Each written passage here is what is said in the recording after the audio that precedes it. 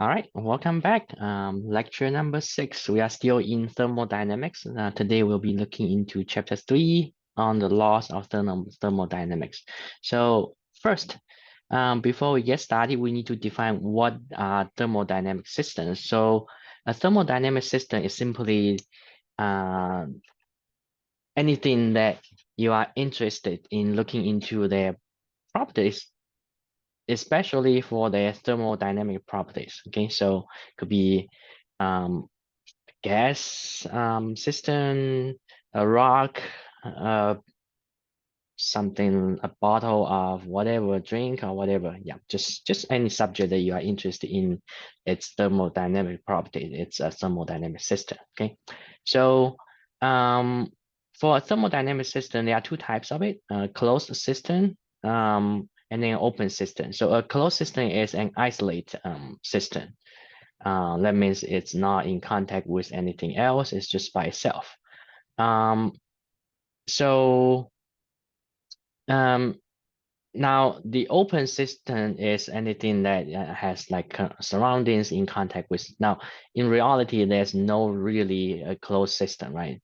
Think about like us in standing in a room, you are contact with the floor, you are contact with the air, etc. And even like a planet, right? Planet is actually, although it's we say the outer space is vacuum, but it's not really actually pure vacuum. There's tiny stuff there, right? So it's still in contact with something, but very, very tiny. So most of the time you can treat it as nothing, but in reality, we always have open systems that has contact with something, okay? But in some scenarios, when we talk about in this class, we can approximately treat those systems as closed systems, okay? All right. So for example, for A, of course, you are boiling tea kettles, the water inside it, then it's open system because it's contact with the surroundings. Okay, so there will be heat transfer happening. But for a pressure cook, you might approximate as a closed system because for the like the liquid inside, you can approximate as a closed system. Okay, so in that case, because that liquid is not actually in contact with the surrounding very much. But strictly speaking, it's still contact with the wall, right? How they cook, and then you might have the cook very insulated, but in reality, um, that's still not a closed system. But you can treat it as a closed system as you would. Okay. Okay, so that's simply for the first section, very easy definitions for some terminologies. The second section here, so when we talk about system, a thermodynamic system, right, then we'll be often talk about the heat goes into and it contact with the surroundings, so interaction with the surroundings, so there will be energy change, mechanical energy may be added or whatever, heat transfer, etc. So the first thing let's take a look on here is work done by the system to the surrounding, or the other way around, work done by the surrounding to the system. So we will again start with simple systems. So we will be starting with ideal gas, a collection of ideal gas. So in this case, here are the a container that contains ideal gas with gas molecules are the dots here. Okay. And this side, on this side of container is a movable piston here that can move. So in this case, so if you can imagine here, if there's a force on this piston here by the molecules, then you'll push the piston going in this direction, okay? So we can calculate how much work is done by this force of the gas here, enclosed here, to the piston, which is the surrounding. So the work done by the gas here in moving the piston, if it moved by a distance of delta x, then we can calculate that. So then force times dx, right? Force will be P times A, P being the pressure, A being the area, cross-sectional area of that. So that work is dW because you are just moving that piston by a small amount, okay? So dW in that case is equal to F dx, which F is equal to P times A. So then P dAx, okay? Now A times dx, so you're looking at moving the piston by this amount, and then this is the cross-sectional area. So actually that now your piston is over here, so that amount, A times dx, would be the expansion amount of the volume of the gas, right? So then it's d of v, expansion amount of volume. So work is then really equal to pressure times d times v in this case, okay? Now, in this case, then you can calculate. So if your volume expand by a certain amount from V1 to V2, or in the other one might be shrinking. So in that sense, then the work will be negative. Okay, so you can calculate work then. So basically you do, for this is a differentiation equation. So integration of dw equals to integration of p times dv. So then work equals to integration of p times dv from the lower limit of v1 to the upper limits of v2. So initial volume to the final volume. Okay, so this then will be the equation you use for calculating the work done by the gas system to the piston in this case. Okay, on the surrounding. All right.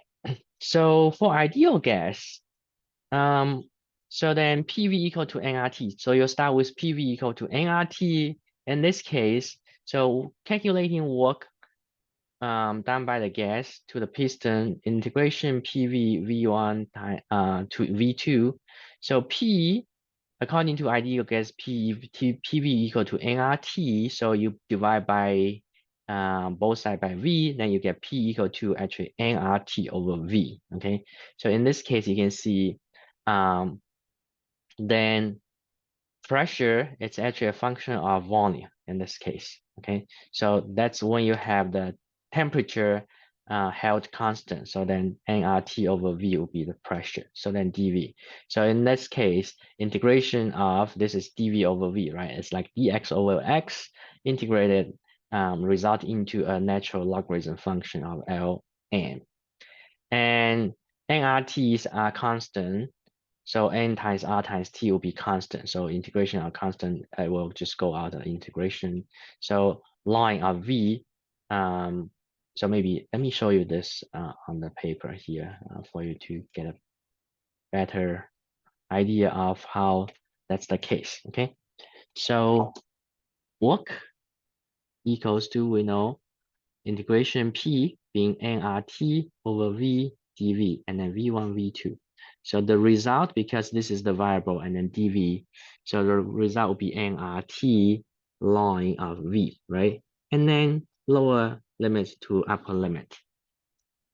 That will be equal to you plug in the lower limit minus plug in the upper limit, right? And then this is the constant in the front. So you can do nRT parentheses natural logarithm of V2 minus natural logarithm of V1, all right?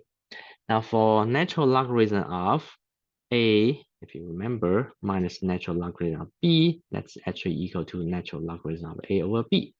So then the result here will be, so this is A, this is B then. So work then equal to nRT natural logarithm of then V2 over V1. Okay, so that's what we have on the slide. A couple of steps missing on the slide, but this is how you actually get to that result. Okay, so let's go back to the slide.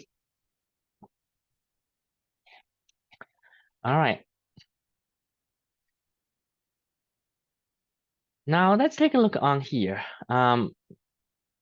Let's say you have an ideal gas, and it's starting from point A.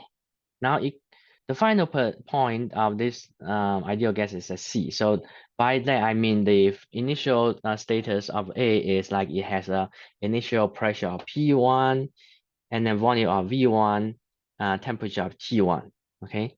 And then at the final position here, C, it will have a pressure of P2, volume of V2, and temperature of T2. Now, in this case, I think I will take it back because this is a hyperbolic curve.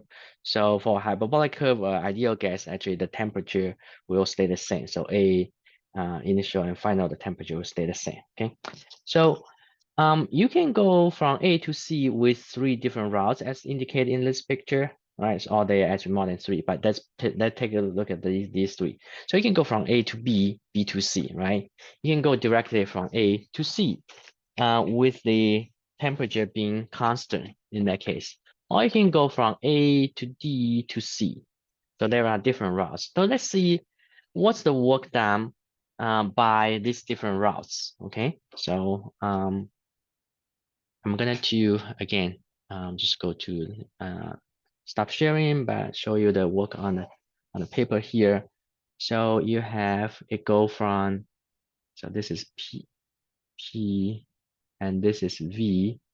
Okay, we have A goes to C, so you can go this way and go in that way, or you can go with the hyperbolic curve or this way.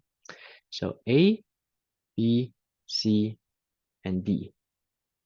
Okay, P1, P2, V2, V1. All right.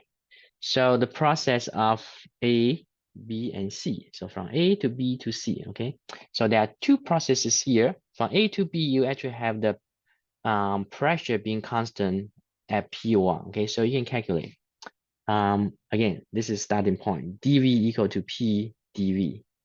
So for different processes, you'll actually calculate this differently depending on if P is a constant or it depends on V. Okay, so from A to B, it actually is a constant pressure. So P is not dependent on V. So then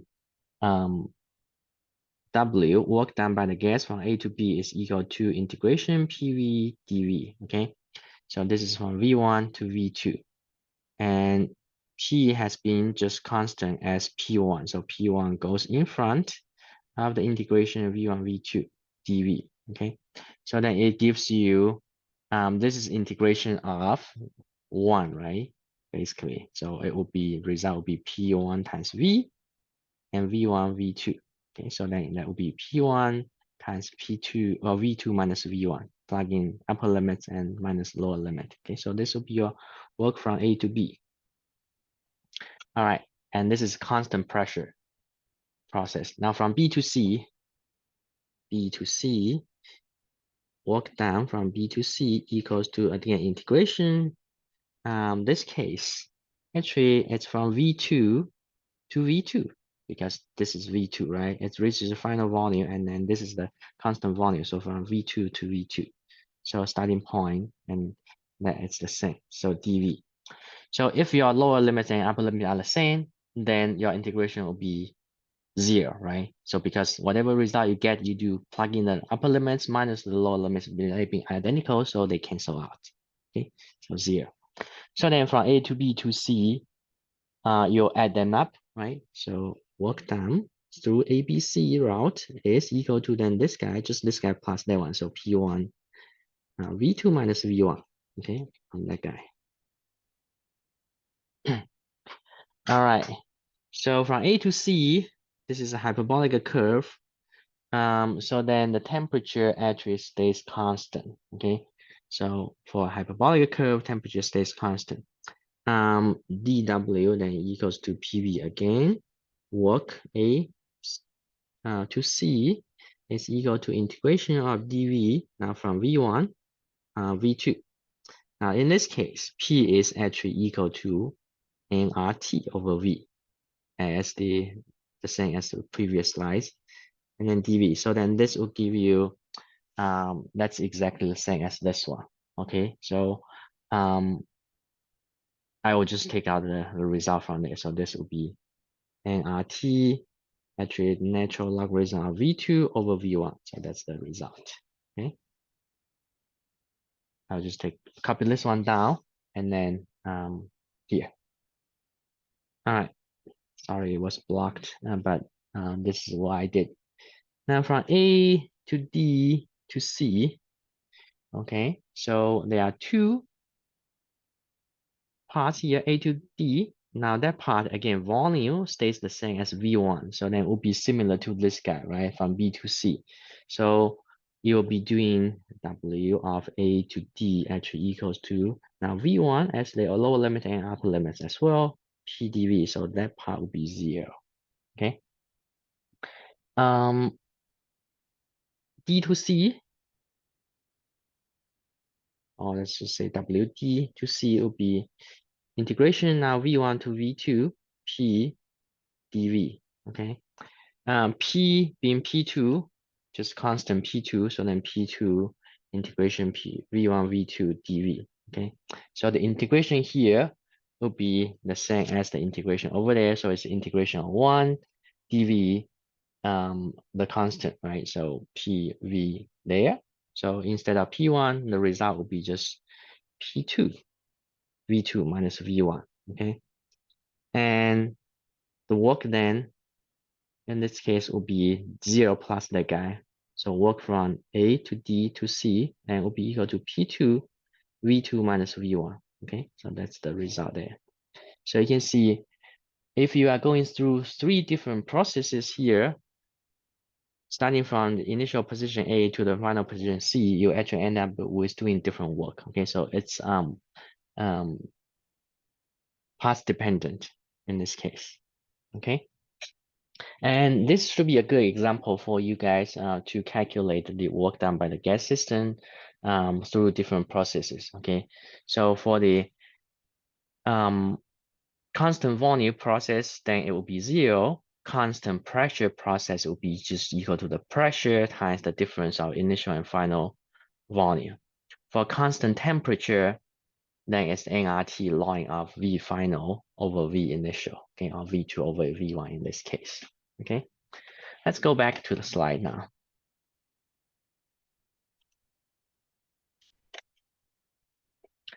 All right.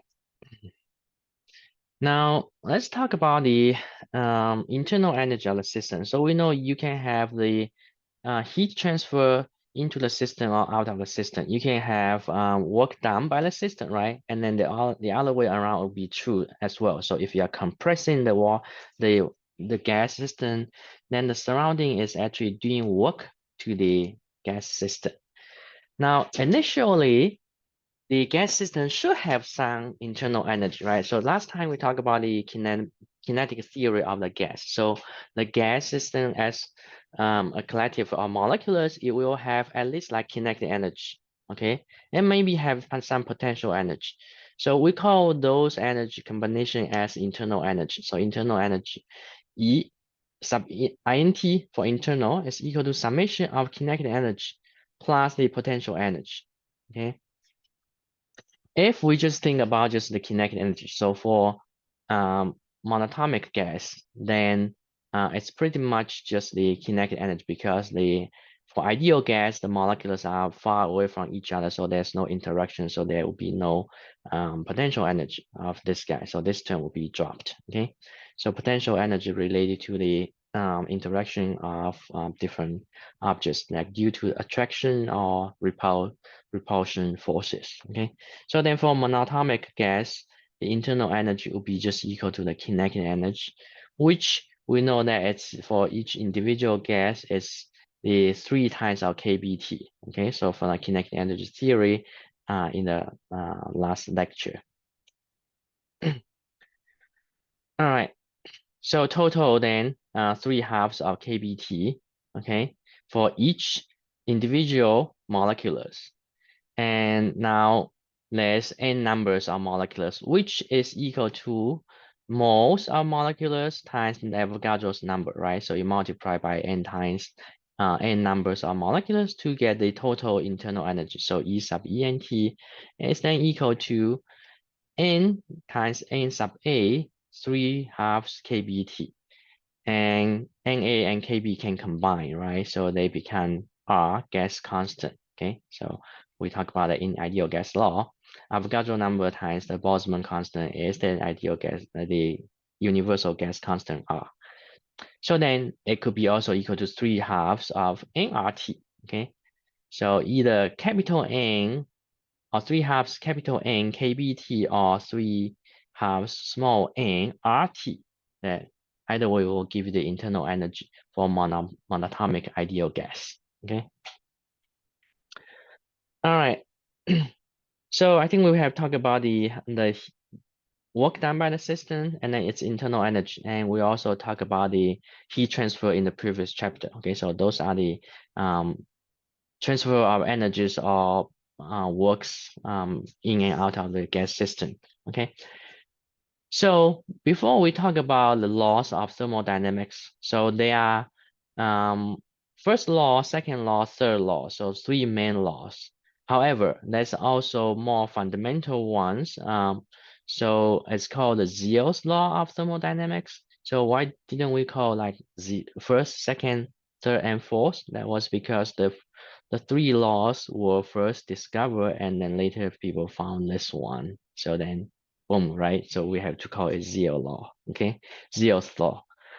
So this law says if you have object A and B in contact, then in equilibrium, these two will have the same temperature. Now, at the same time, if you have B and C in contact, in equilibrium, B and C will share the same temperature, and there will be no heat transfer between B and C. The same thing for A. If they're in equilibrium, there will be no heat transfer of heat flow. If A and B are in equilibrium and then B and C are in equilibrium, then if you bring A and C into contact, then these two should have also the same temperature, hence no heat transfer or heat flow between those two. Okay, or basically you can say if T1 and T2 temperature of A and B are the same, temperature B and C are the same, then temperature 1 and 3 are the same. Okay, so that's the Zio's law. Pretty simple there. All right then.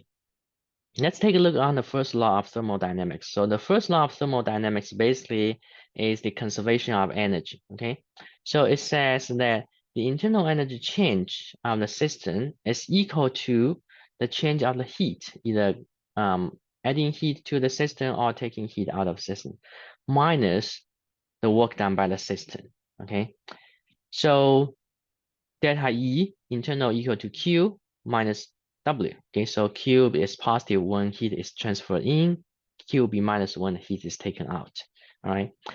Now in differentiation form, you'll be doing derivative if this is a slow process happens gradually, then you'll do derivative of an internal energy equals to derivative of Q minus derivative of work. Okay, so either way. All right. I want to point out that in some textbook, it actually written in a different way. So it will be delta E. So in that case, it will be delta E internal equal to Q plus W. So in that case, the W is being defined as the work done to the system being positive. Okay, so in this textbook, we define work done by the system being positive. So then work done to the system will be negative, okay, in that sense. All right, just keep that in mind. All right, so this is the first law. So, and then sign conventions for heat and work. If heat is added to the system, Q is greater, is positive. Heat removed from the system, Q is negative. Work done by the system is positive. Work done on the system is negative, okay? And then as I mentioned, some textbook may use a different convention that work done by system will be negative, work done by on the system will be positive. So then you'll do Q plus W in that sense. All right, simple application or practice problem. You can pause this and then do this and then check the solutions that I will be giving to you guys, okay? So this one says a diatomic gas does 300 joules of work and absorbs 2.50 kilojoules of heat. What's the change in the internal energy of the gas, okay? So I think I'm going to just change this into monatomic because we just talked about monatomic. All right, a monatomic gas does 300 joules of work and absorbs 2.50 kilojoules of heat. What's the change in the internal energy of the gas? Okay, so let's switch camera.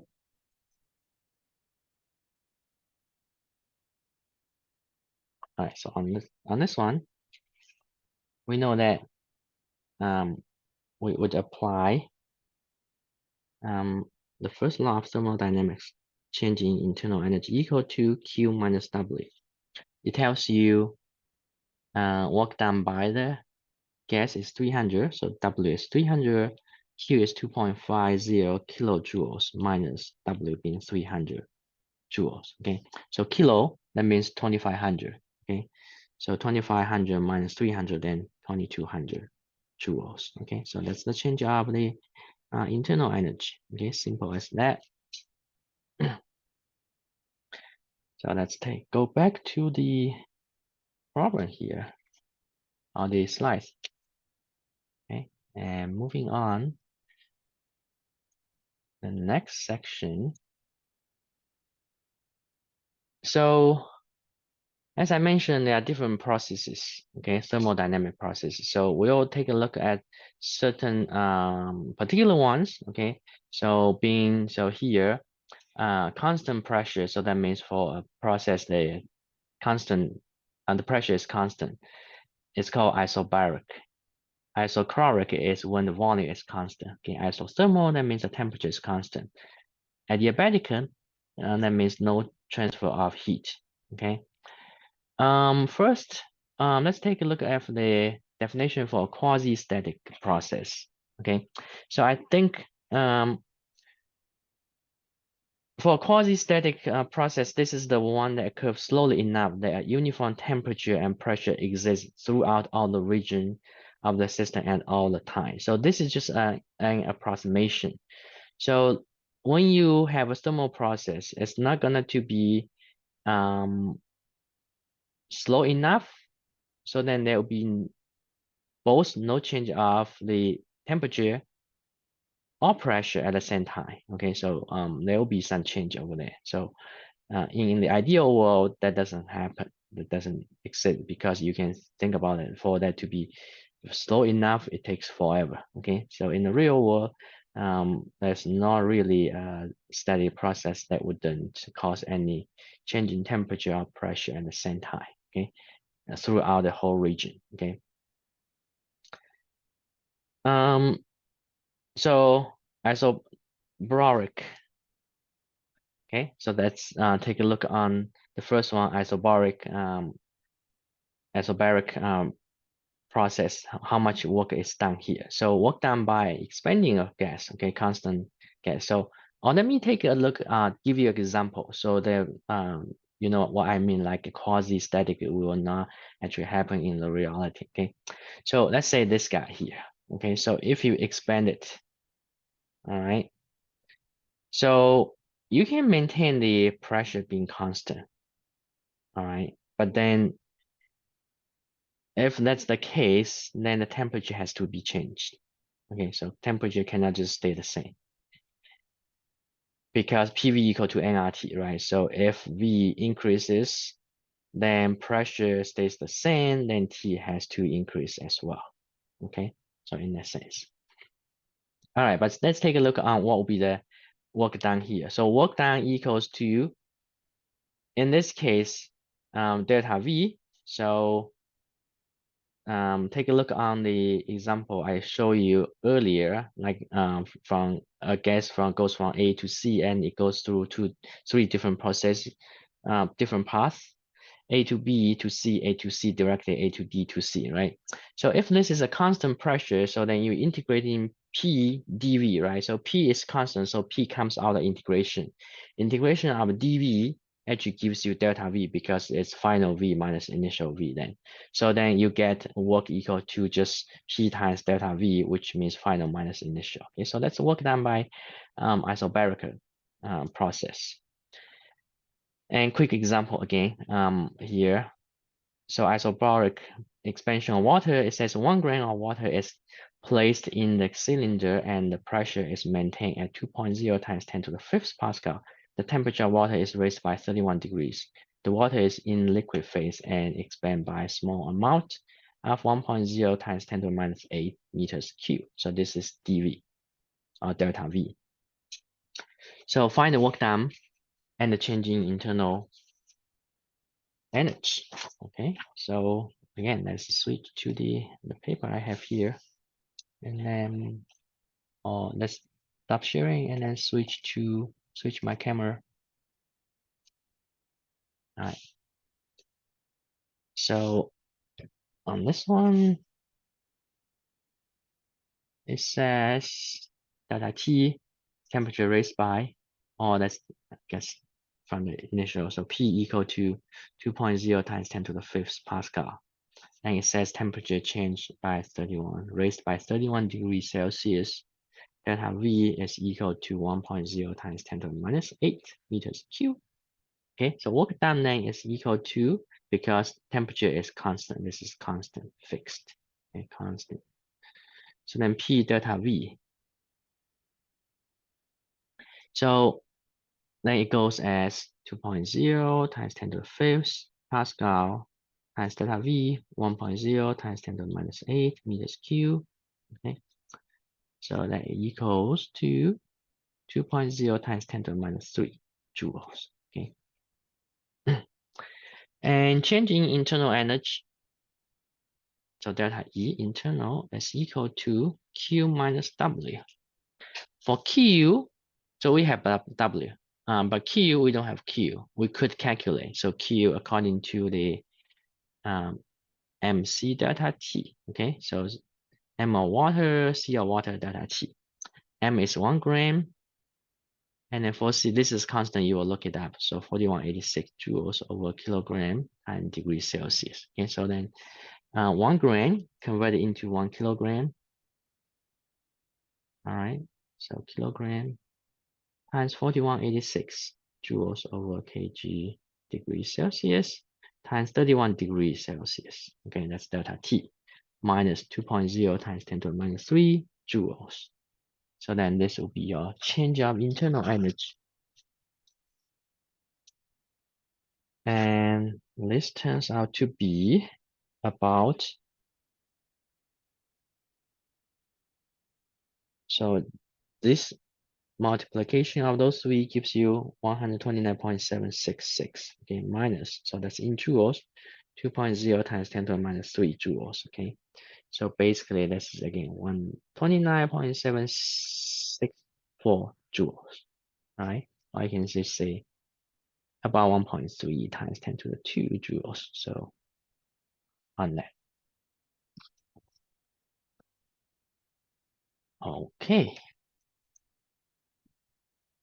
So back to the slide.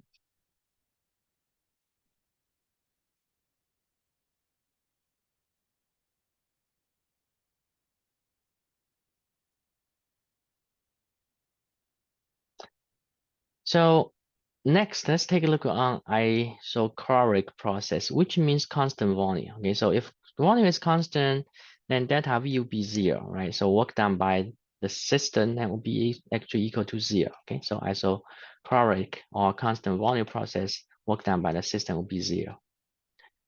All right. Temperature being constant called isothermal process. So that means temperature is constant. So then PV equal to nRT, right? nRT being constant, so P is equal to nRT over V. So then the result of the plot of P versus V will be a hyperbolic curve. So for different temperatures, you get different hyperbolic because you have different T's. And again, we talk about this for work done, integrate P dV, right? So V being, or P being integration of P dV, P being nRT over V. So again, earlier we talked about this. So then work done will be equal to, or actually what, I have it here. That's the first one. Maybe let me switch camera for you guys have a quick look. So we on the early on your node there. Okay, so work integration of nRT over V dV. Okay, then the result will be nRT ln of V2 over V1, which in this case now we use a different notation of V final over V initial. Okay, so this is just the curve, the area under the curve. Okay, so you can actually think about this in another way. Okay, so integration of P dV then gives you the area underneath the curve. Adiabatic process is the process that have no heat transfer between the system and the surrounding. Okay, so there are actually two ways to do that. One way is to ensure that the system is very well insulated, so then there's no heat exchange. Okay, and another way is to have the process actually go so fast, so there's no time for heat exchange to happen. Okay, so if you have piston here, if you have a piece of paper there, initially it's air in here. If you push down the piston very quickly, then you'll see that because now there's work done on the gas system here, so much work there. So then the temperature, the internal energy of the system increase very largely. So that might reach the ignition point of the paper here. So you might be seeing that sparkling of the paper over there.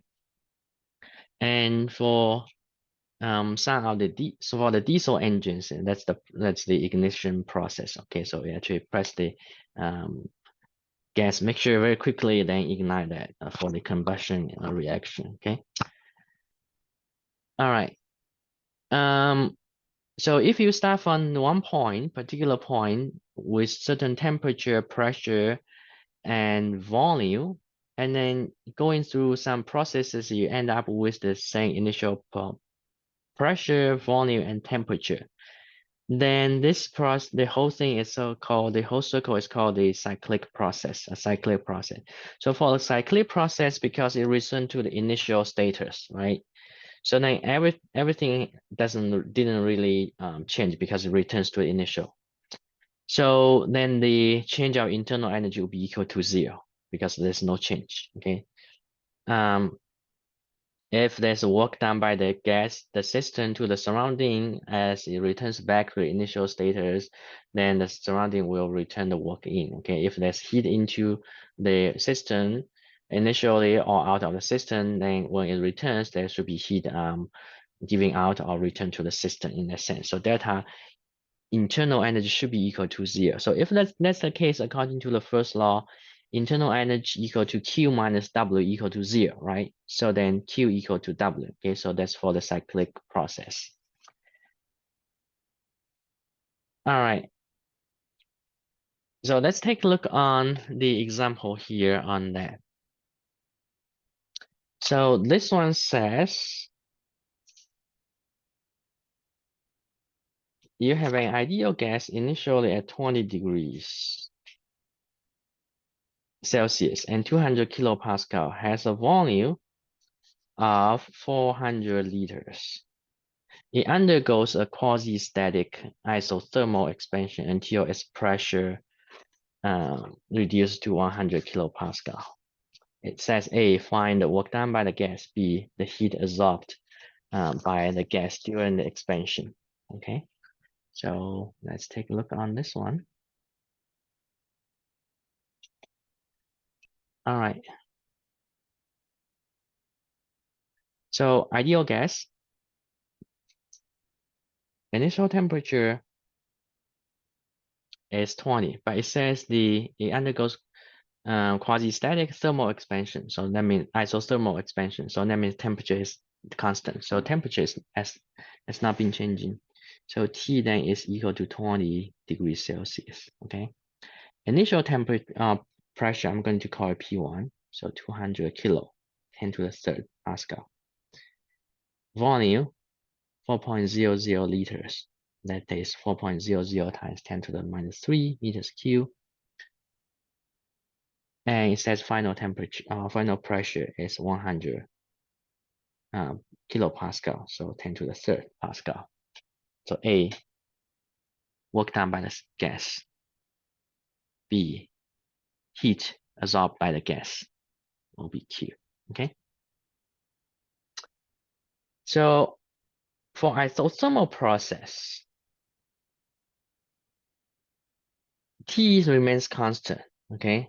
And so far we learned that T, or the internal energy, is just proportional to the temperature.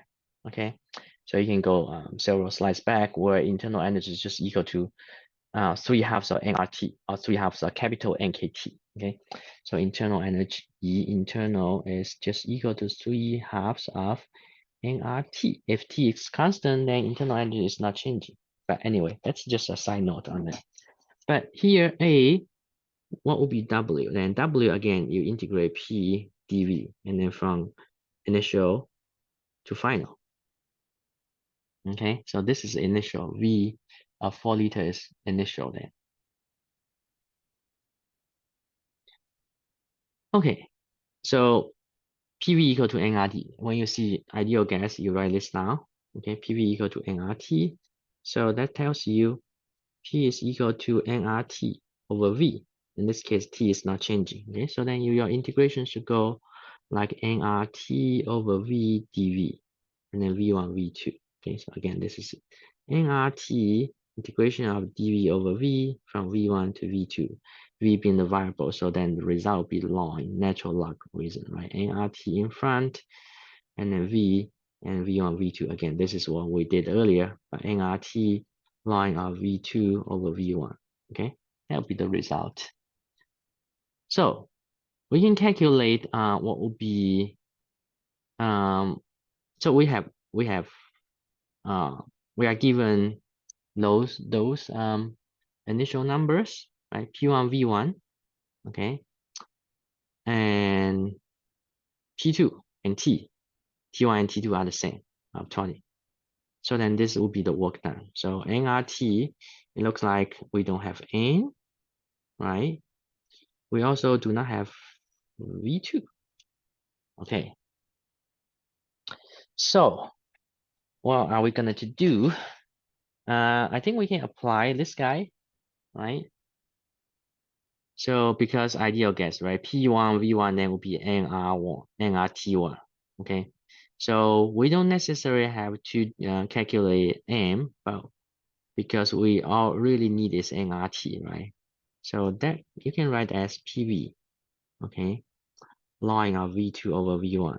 Now for V1, P1, V1 will give you that because T is constant, okay? So nRT1 is P1, V1. Okay, so then we just do not have V2. If T is constant, right? If T is constant, then this thing is constant. So that means P times V will be constant, right? So actually, we should be able to figure out V2 by looking at PV equal to constant. So that means P1 V1 equal to P2 V2, okay?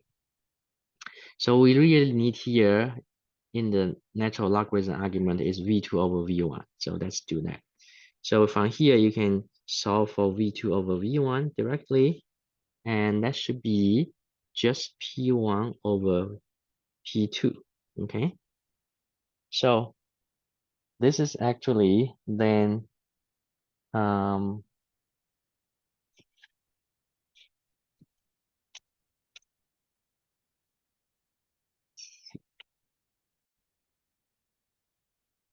all right, so the work then is equal to P1 V1 line of V2 over V1, which is P1 over P2. So P1 over P2 actually, okay? So then you can now plug in the numbers. You have 200 times 10 to the third Pascal times 4.00 times 10 to the minus 3 meters cubed, and natural logarithm of P1 over P2, 200 over 100, that will be 2, okay? So in that sense, minus 3, 10 to the third, and then 10 to the minus 3 will cancel, okay? So this will give you, so 555 joules, 555 joules, okay? All right, so that's part A. So basically, you'll start with integration of PV. Okay, that gives you work, and you can figure out, or you can figure out by T. So you don't have necessarily have to do with like P1 V1. You can just use N. Or no, sorry, you cannot do nRT. You can just use, yeah, still have to use P1 V1. Now for V2 over V1.